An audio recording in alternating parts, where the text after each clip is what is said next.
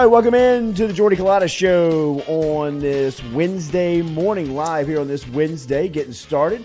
Special guest kicking it off with us this morning from WAFB, our news partner, Jacques Doucet, one of our favorites. He's usually with us on Wednesday. He's got a speaking engagement this morning. We're going to get him in and out of here within the first hour, but we'll jump into it. We got Brody Miller coming up an hour from now.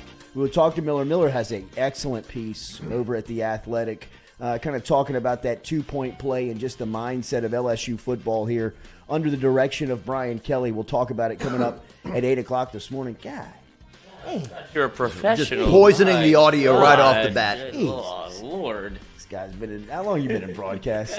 Let me sneeze first before I even say anything. John Stefanski's going to be here. Special announcement from our guy, Stefanski. Looking forward to talking to him as he is getting into a statewide race that we will talk about a little bit here and also get to his thoughts on Pelicans. Always fun to catch up with sports. Stefanski had like a 8-second FaceTime on the Jumbotron on Saturday, and he didn't know it.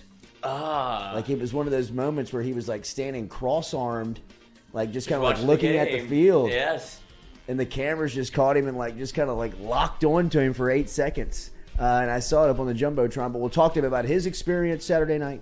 All of that coming up here. Remember, daily we're brought to you by Go Chevrolet, online at GEAUXChevrolet.com. Going down and seeing the boys today at noon. Heading over to lunch at Go Chevrolet over in LaPlace. Going to check out Nick Richard, Lee Carney, and our friends over at Go. If you're looking for a new car, if you're looking for a used car, stop in at Go Chevrolet in LaPlace, Louisiana. And our phone line brought to you by Metropolitan Health Group. Jacques, it's good to see you, bro. Great to see you, Jordy. The sun is shining even a little brighter in Baton Rouge today after this past weekend. It is. We'll talk about the LSU Gold account. I know that Jacques hasn't seen the content yet, but we'll talk a little bit about some of the information that came out of there. But Jacques, let's start. Just kind of take me back to Saturday. You've been covering LSU sports for a while now. You've been a part of some really cool moments in the program's history and the athletic program's history. Saturday night felt like one of the moments that we will remember for a long time. Where does that kind of rank for you, and what was your experience like? I would have to think certainly one play, one moment. It's got to go down as something that you'll never forget until you die. If you're an LSU fan, LSU player, I was in the north end zone, right in front of the student section. Decided to just kind of watch it off the monitor and film the student section with my phone to get their reaction as they watched it in real time. Amazing how there's dead silence for about 3 seconds, and then everyone explodes. And I would describe it as being like human missiles just shooting onto the field, and you're hoping that one doesn't connect with your battleship, so to speak, to get wiped out. But and I look over and I see Scott Woodward just kind of with his hands in his pockets, just stone-faced, just kind of making a casual walk to the locker room like it was a noon Sunday walk. He was not like jumping up and down But on the inside, he's got to be thinking, yeah, we got the right guy, Holy and this cow. is some good stuff. Holy cow, right. Moving forward. But, I immediately said, it has to be one of the greatest games in the history of the stadium. I would still put LSU Florida 1997 as my number one just because they were in the prime of Steve Spurrier. They were number one. LSU couldn't land any punches on Florida, and they win that night. That one. But, man, if you have it number one, I wouldn't argue. Just the back and forth, because when Bryce Young somehow gets away from Allie Gay and B.J. Ojulari and throws that touchdown, that was like, it could have been the T.J. Yeldon moment. No doubt about it. Rip the heart out. We played them hard. We're going to lose type thing. And it was interesting. I talked to Matt Mauck yesterday, and Matt Mauck, we kind of made the parallel to 2003 against Georgia. Yeah. When Georgia threw the screen pass late in the game. Browning. Yeah, that could have been the rip your heart out moment, but instead LSU, Devery Henderson, big return, and then Mauck throws a touchdown to Skylar Green. Similar, LSU responded in that moment. And I can't even imagine. I asked Mason Taylor after the game, how do you not think about the enormity of that pass coming your way? Wow. He's like, well, we run it at practice. I catch it at practice. Why not catch it in the game? And he caught it. And, Matt Mauck said it was the right call. I thought they should have gone from the get-go, but what was even more impressive is that Saban called timeout. Yeah. And we said at that point, we could have said, hey, let's kick it. But nope, we're going out there and we're going to run it again. So it was super impressive, man. And Mason Taylor, obviously the play, the 2-point conversion, the touchdown catch he made in the double coverage. I mean, what an enormous night for him. What did you make of the buildup of that game, the 2-week buildup? I mean, it always kind of takes on a life of its own. You were really kind of steadfast on, you were kind of staying on me like, hey, man, let's get some content out. Let's build this thing up. Let's catch a part of the wake here. What did you think of going into it, kind of the lead up? Well, there's always that balance in your head of, we're going to get him this time. This is it. And don't get your hopes up because, you've had your heart broken in the past. But people coming up to me at the gym or at the grocery store or whatever, the question was, you think we can play with them? You think we got a shot? You think? And it was a 13.5-point spread, which tells you that if it was at Tuscaloosa, it would have been like an 18, 19-point spread. But it was very clear in the first quarter or two that Alabama wasn't on some sort of different level than LSU. Like, LSU didn't need like 4 turnovers and a block punt and all sorts of crazy stuff to win the game. They were on the same level. But, I think it was just a case of building up to the game. Where does LSU stand? Can they compete with an Alabama? Can they somehow win the game? Because I think at the beginning of the year, LSU was kind of like land of misfit toys. It was a guy from Florida International, it's a guy from East Tennessee State, it's a couple of Raging Cajuns. I mean, they're just trying to hodgepodge this roster together, and they were just never fluid and never in sync against Florida State. And got beat pretty soundly at home against Tennessee. And to think that we're waiting on the playoff rankings to come out where LSU's at and can win the SEC West, right? And go to the SEC championship. It's just an amazing turnaround. It is a wild story. What did Saturday do for Brian Kelly, in your opinion? Just kind of. Well, I'm not trying to talk down to anybody, but I got a couple of questions like, well, if he wouldn't have made it, he'd been on the chopping block. I'm like, no, that's not the case, They're heading. I mean, can't we see where they're going? His contract is 90% guaranteed. Would the guy follow that up with, and they'll rehire Ogeron after that? I always like that more. Right. Give me less shit. He'll go for it. And the funny thing is about Les is that Les made some crazy decisions, but he would never go for 2. No, he didn't have a play. It was the trick plays. It was the surprise you, and this surprised Saban to an extent, who, by the way, in his post-game press conference, the LSU chants just bleeding in unreal to it. And I'll say this about Saban, too. A lot of people criticized he didn't give LSU credit or whatever. I think Saban takes losses so personally in terms of what did I do wrong, what did we do, that he's just looking inward the whole time and not maybe thinking about, complimenting the other team. I also believe that he knows LSU's got the guy. Well, that's another thing. And I told Scarborough that. I'm like, you're the recruiting guy. They probably tell him, look, don't compliment Brian Kelly too much because, LSU can grab that and put that in a recruiting video and all that. But right. I said this, Jordy, Nick Saban hit his true prime. He won his first national championship at LSU when he was 52, and he really hit his prime in his 60s. And the question is Brian Kelly going to hit his true professional stride in his 60s now that he's got the program and the players? This is going to be his, I hate to use the word worst because it doesn't sound right. Yeah. This is his worst team at LSU, right? We Moving said that. Forward? We said that on Monday. I mean, I can't, and that was the same way. No disrespect to this. This team has first-round picks. This team has pros, right? But for what they're building and what they're attracting, right, this will be, as far as just a talent-filled roster, will be the least talented that he will field, it feels like. Yeah. And I'm impressed with him because this is the big challenge now. Now the big challenge is handling success, getting your feet back on the ground, and moving forward. And I don't know if the word cold isn't maybe right, but Monday at his press conference, there was kind of this coldness to him, like, we got to move on to the next assignment and knock it out. He wasn't giving a bunch of flowery, emotional sound bites. And I don't know if it's LSU Gold or whatever tweeted out that when he's addressing the team and he says, I hear that around here when we play Alabama, we raise to our level of competition. That's a bunch of bullshit. It's incredible. And the LSU Gold content this week is exceptional. It is as good of access that you could ever ask for as an LSU fan. If you don't get an idea of the program that is being built and how Kelly wants to do it, you're not paying attention, because that address was on Monday of last week. Got you. When he said that to the room. Jacques, on Wednesday when he pulls the team together, these are some of the numbers that he gives the team that proves to not only them, if you're a listener, a fan, even a media member like us watching, makes you say, wow. Last week for the first time since Brian Kelly accepted the job in December and implemented his program in January, right? So for 11 months, he's been running the program. For the first time last week, they had 3 consecutive days where their questionnaires, 100% of them were filled out. That was the first time that happened.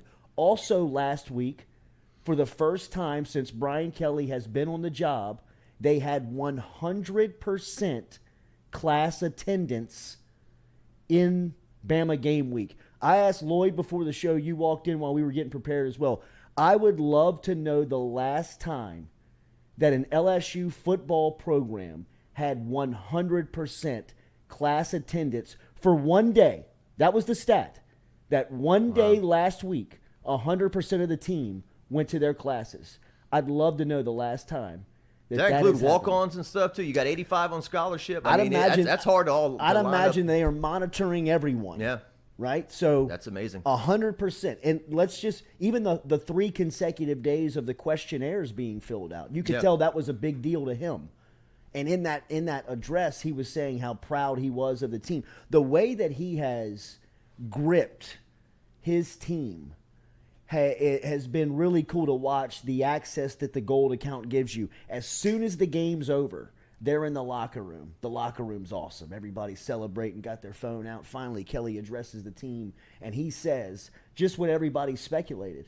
He says to them, the first thing he says to them is, I was not going to let anybody else decide the outcome of that game.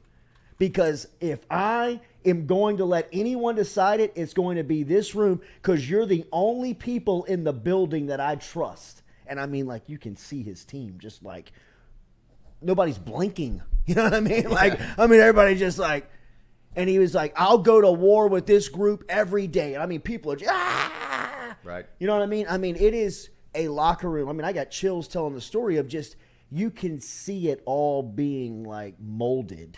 You know what I mean? And Saturday was a huge jump for the organization. And I will even say in that Monday addressment of earlier in the week when he said, I hear that we rise to the level of our competition, he brings up the Arkansas game. In that, when he's talking to them, he says, because let me tell you this, we got to go to Arkansas the following week, and if we get beat there, it doesn't matter what happens on Saturday. Good point. You know what I mean? And everybody's still like, nobody's just, everybody's just, they show Kayshawn, they throw Wingo, they show Ali Gay, like all the studs. I mean, all of them are just like locked in. I mean, you can just see it being built, right? And it's very comparable to the point of view like people like you and I had to Saban, where nobody was given that type of access, right? Like you were just around the program and you were telling stories, you were catching stories, or you might have caught like a glimpse of it. You were like, holy shit, like they're doing it like the really right way now. We'll park in a spot. You know?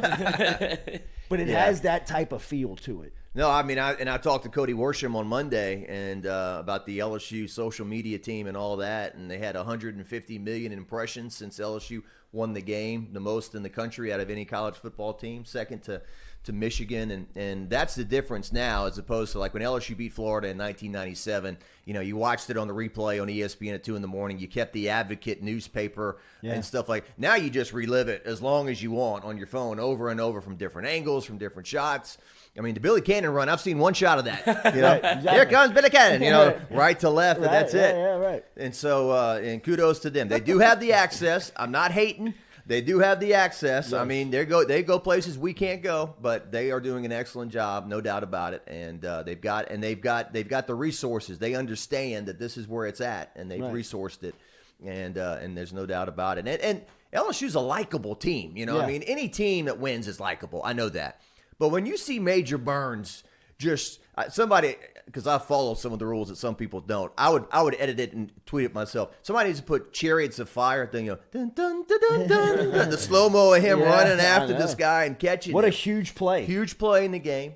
And Josh Williams, Tasmanian Devil. I mean, he's running, he's catching, he's just blocking. I mean, he's doing all this stuff. And John Emery played the best game of his LSU career, in my opinion, on Saturday. When he catches that pass, he brings some electricity to the running back spot that nobody else can. Yeah. There's no doubt. And when he cuts it back, I'm like, oh, they're going to look at this. And he stepped out. He didn't step out. And so just so many likable players on the team. I interviewed both Alan Faneca and Andrew Whitworth last week, two of the greatest LSU offensive linemen ever. Neither of those guys played as true freshmen, and both of them were like, I can't imagine being a true freshman and this offense. You're asking me to block Will Anderson off the edge. And I saw Brad Davis in passing, LSU's offensive line coach, and I said, seems like they didn't call Will Anderson's name a whole lot. He goes, oh, he was out there, trust me. Good. 3 tackles. Yeah, 3 that was it? Stat line on Will Anderson Saturday night, 3 tackles. Booger McFarland before the game told me he thought he was the best player in America. Forget offense, defense. Best player in America as far as how he can impact the game. So that was it? 3 tackles for him? 3 tackles. Wow. I mean, what a night for Campbell and Jones. I mean, by the fourth quarter, they're barking at Bama. Like when they're pushing the pile, Jones and Campbell, not unsportsmanlike by any means, just like, we're here. You know what I mean? Like, we've been talking about this for 3 years. You know what I mean? And look at us, man. We're pushing the pile against Bama in the fourth quarter with a chance to win it. I mean, it's wild to think about how good Mason Taylor, Emory Jones, Will Campbell, Harold Perkins are going to be 2 years from now in this game. Yeah. You know, I mean, like it will be like watching. And not patting ourselves on the back, but you and I, when we were talking at SEC Media Days, we were saying, I said, when they're juniors, they're already kind of the faces of the program. But when they're juniors, they're going to be kind of like the Andrew Whitworths of the 2003 team and stuff like that. The guys that if LSU's in the next year, I mean, they could be. How good can they be next year if Jaden Daniels comes back with the sophomore class? Makai Wingo, Brian Thomas. I mean, like all these guys that are sophomores on the team. One of the things that we did not talk about, and I wanted to make sure and point out, was that on that overtime run by Jaden Daniels, Mason Taylor and Josh Williams have 2 key blocks, but Brian Thomas is not brought up because he's not in the screen. He's got Eli Ricks 2 yards off the sideline. I mean, that blocking that Jaden Daniels ran behind on that overtime run was as flawlessly executed of a football. It looked like a video game.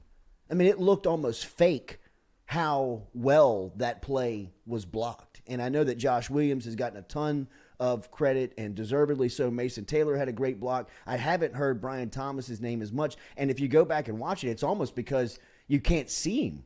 He's got Eli Ricks so far out of the screen that you don't even really recognize that he's there, and Daniels just kind of walks into the end zone. The challenge this week against Arkansas. This is a trip that you have made countless times. It's a miserable place to play. It'll be miserable at 11 o'clock on Saturday morning. It'll be gray. It'll be cold. Yeah. What do you expect here? Well, I'm just thanking God that it is at 11 a.m. and not at night, because then if it would have been at night, it would have been even colder. But I think the high on Saturday is like 44 degrees. The low's 20. The challenge of this game in these even years is always – you're coming off the most emotional game of the year, the game that you want to win more than any other. You're going to the cold, and you're going to a place. Look, when I go up there and watch the local news, it always hits me over again where, the girl's like, well, the LSU Tigers are in town, the biggest game of the year for the Arkansas Razorbacks, and our biggest rival, and they take that boot serious. Like it's like the national championship trophy. Where down here, it's kind of been a joke. Now, sure. From what I've heard, Coach Kelly has put an emphasis on getting the boot back, and they want it and this and that. So that's the challenge that you've never been able to kind of counter Arkansas's emotion. Yeah. It's never been. I mean, Arkansas has been in the league now 30 years. It's never been LSU Florida, LSU Auburn, LSU Alabama. It's not that, but it counts, like Coach Kelly said, just the same as last week. So and the point spread is 3. Yeah. So they're expecting a close game. So, but it does seem like, during the play interviews last night, we're ready for the cold. We practiced outdoors during January, February. We got our feet back on the ground. And so we'll see. Seeing is believing. But that's the challenge. Because, and I'm not trying to speak anything into existence, but one team, one podcast, and all these guys put out their top 10 Tiger Stadium games. And I think 6 out of 9, LSU lost the next week. So Brian Kelly has nothing to do with that. Sure. But how do they move forward and handle this? So LSU controls their own destiny in November. They have a chance here. I think I saw an 87% chance to go to Atlanta. Let me ask you this real quick. Yeah. LSU, Georgia, what's the spread? I would say 13.5. 16. I was going to say 16. I was going to say 3 scores. I was going to say, 17 or 18 maybe. Yeah. I mean, and it's in Atlanta. Right. I mean, I remember going there in 19 and feeling flooded. You know what I mean? Like, as good as LSU was, and there was purple and gold everywhere, it was a sea of red and black. Yeah. In there. And they knew they were going to lose that day. LSU's hammered them the last 3 times, right? Mm-hmm. Yeah. 2011 SEC championship. Yeah. I mean, Saturday, for as good of a Saturday as it was for LSU, and it was an enormous Saturday last weekend for LSU, it was a probably bigger day for Kirby Smart in Georgia. Not only did they hammer down the number 1 team in the country in Tennessee and take that spot back, they don't have to play Bama in the championship. Yeah. You know, I mean. That's called doing your dirty work. Someone else did our dirty work. Right. And they probably won a little bit of LSU. Yeah. You know. Oh, that's an easy message for Kirby to sell, right? Oh, easy. I mean, he doesn't care about Brian Kelly. Just turn on Burrow, Chase, Jets, all of them just running all over those first-round picks. I mean, all 5 of those first-round picks that he lost last year are on that field, right? So, I mean, it's – I would have to say, I don't know if it's the most, but if you had to pick one moment out of Joe Burrow's Heisman Trophy, it'd be the scramble to the left. The spin out. The scramble to the right. Yeah. Chunk it to Jefferson, catch. Jefferson weaves all the way back the other way. I'd have to say that was like his one. If you had to pick one play, that was. And even the first touchdown of the game that day, where Kirby Smart showed his cards, where he was like, "We're not going to blitz him. We're going to put everybody back in coverage," and he stands back there. I think he stands back there for 11 seconds. Yeah, he already, and he's pointing Chase. And he just throws it to a spot, and Chase just runs right into the ball. And you knew, the guy sitting in front of us was a Jordy. He was like, geez, this is going to be a long day. I'm sure Kirby was like, all right, we got to scrap that. This man's playing offensive coordinator behind the line of scrimmage. He's like, you just run a little bit over there. I got all day. Like, oh, wow, this is going to be the number 1 pick in the draft. All right, Jacques, I know you got to run. Great to see you. Before I get you out of here, Kim Mulkey's squad. Have you seen them play yet? A little bit. Haven't in person. Yeah. I will. But they scored a team record, 125 points. I was still trying to figure out the pronunciation of the team they played. Bellarmine, I think. Small school from Louisville, Kentucky. I don't care who they play. 125 points. Angel Reese makes her LSU debut, scores 21 in the first half, 11 of 14 shooting. I mean, she's like Mulkey said, I can't tell if she's left-handed or right-handed. She uses them both, you know. Yeah, they're loaded. They are special. I'm telling you, they kind of feel – I don't know a lot about women's basketball as a whole this year, but – it's hard for me to believe that they can't be a dark horse. Like, they're a tough matchup. I don't think they're going to be a dark horse. I think that no, I'm talking about to win the whole thing. Me too. I think the word's going to get out pretty quickly once you start putting up 125 points. Like you said, doesn't matter who you play. But then they start looking at the recruiting class, the freshmen, the transfers they brought in, and Kim Mulkey is as electric and as an electric personality as it gets. So yeah. They're going to be in the spotlight for sure. I don't know if they're ready this year, but we talk about Brian Kelly, Nick Saban, Kim Mulkey, Dawn Staley. Mulkey's coming. No doubt. She knows it. Staley knows it. Yeah. Staley knows it. I mean, keep the person there that is not going to make me uncomfortable. That's the thought process. Right, absolutely. That was her. That's the Les Miles theory for Nick Saban. Same thing. Like, oh, he's a great coach. Which, shouldn't have treated him that way. Yeah, right. I didn't want Brian Kelly. There was at all. only one coach talking about Nikki Fargas being released. There was only one coach talking about Les Miles being released. Right. You know what I mean? It just happens to be the coaches of the year in the conference. Jacques, good to see you. Yeah, thanks for having me. Appreciate Absolutely. Jacques Doucet, WAFB, the best. You know where to find him. Channel 9, our news partner on Twitter. Great social media. We'll be back with more Jordy Culotta Show. Remember, daily, we're brought to you by Barker Brothers Plumbing and Works. Get in touch with Barker Brothers today. They are number 1 and a number 2 business. They got a couple of trucks over here on East Baton Rouge Parish, so they can help you out on this side of the river as well. Give them a call. Easy to get in touch with Jude Barker and his crew. 225-776-2431. 225-776-2431. It's a number directly to Jude Barker's cell phone. You get in touch with the president of the company, whether you're looking for commercial work, whether you need residential work. Jude Barker and Barker Brothers Plumbing and Works can help you out with all of it. In fact, if you need a remodel, residential or a commercial remodel, they can help you out with all of those plans as well. Mention the Jordy Culotta Show, and you'll save 15% from our friends over at Barker Brothers Plumbing and Works. 225-776-2431. 225-776-2431. We're back with more of the Jordy Culotta Show, driven and powered by Go Chevrolet. Mailbag day.